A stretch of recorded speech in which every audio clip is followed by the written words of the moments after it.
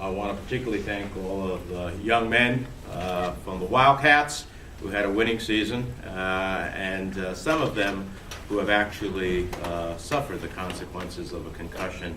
And as we were speaking earlier with the congressman, can give us a real-life perspective of the challenges of that. We're excited to be here at Beckton High Regional to talk about an important piece of legislation that is designed to help the very student athletes you see behind us.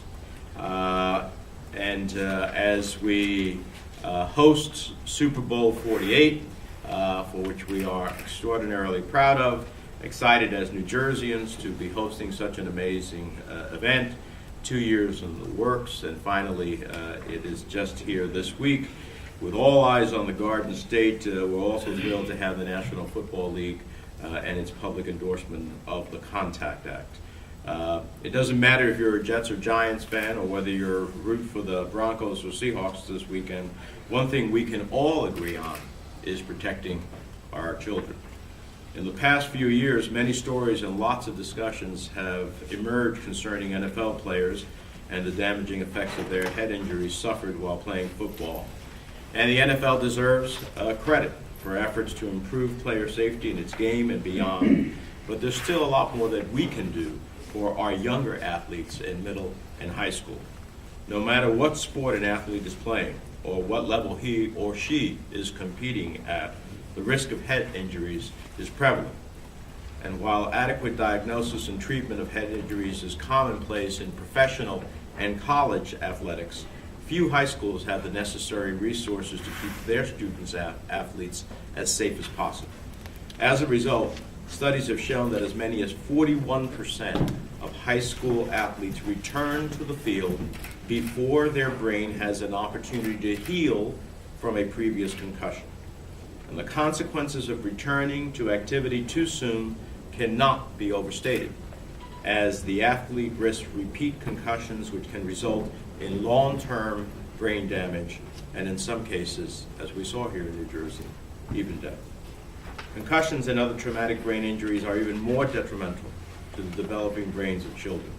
And while we have seen good proactive work from many local school officials intent on addressing this issue, Congressman Pasquale and I believe that more needs to be done to protect high school and middle school athletes from life-threatening concussions.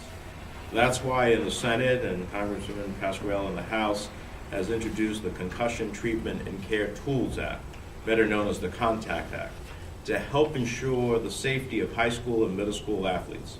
This in essence is a $5 million grant program starting off in the first year, and then for such sums as will be determined in the following years, awarded to states to provide professional development for athletic trainers and coaches so that they can implement the best practices in concussion diagnosis, treatment, and management.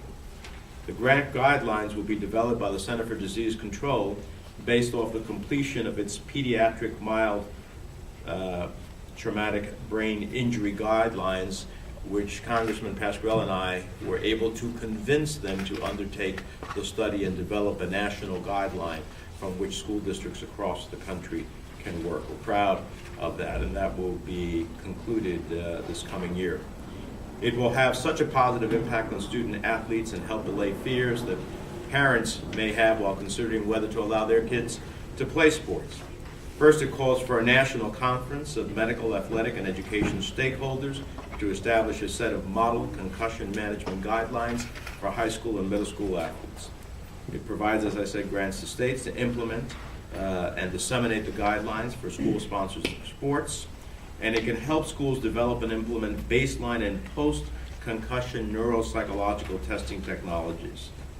Now, I've spoken with numerous state, national, and international experts on mental health and brain injuries about this bill, and all agree that the best course of action is to incentivize the adoption of concussion management guidelines by schools and coaches to ensure that high school and middle school athletes receive proper care and are given adequate time to recuperate before returning to play. To me, as a parent, a sports fan, and a United States Senator, do nothing to address this problem would be irresponsible when the results of inaction are so clear. When we watch the game at the end of this week, we'll see two of the best teams in the NFL compete for the ultimate football prize. They'll be running fast, they'll be jumping hard, jumping high, and they'll be hitting hard. And I think the next time any middle school or high school athlete takes to the field to emulate the speed and power of these pros, I want to join every parent in wondering whether we have done all we can do to ensure their safety. While great strides in the prevention, diagnosis, and management have been made in recent years, there's a lot more work to be done. And it's our responsibility to give high school and middle school athletes the same protection professional and college athletes have, and their parents a peace of mind. And so we want these young people to be able to fulfill their potential, but we want them to be able to do it safely. And there is no reason, and to create an understanding of this, because too often it was just simply, go shake it off. And go shake it off isn't ultimately what we need. We need an understanding that concussions have real consequences to people in their lives, particularly these young people developing their brain. And ultimately, multiple concussions can lead to some type of, some long-term brain injury damage. And as we saw in one case here in New Jersey, a young student athlete who passed away, which we've had some members of the family. We've talked to some of the young women in soccer, for example. We think about this as a football issue, but you can have two bodies colliding in soccer and have a concussion there, one of many sports. So that's why we believe that what we're doing is incredibly important. And as we watch the Super Bowl, we're going to see some fantastic players.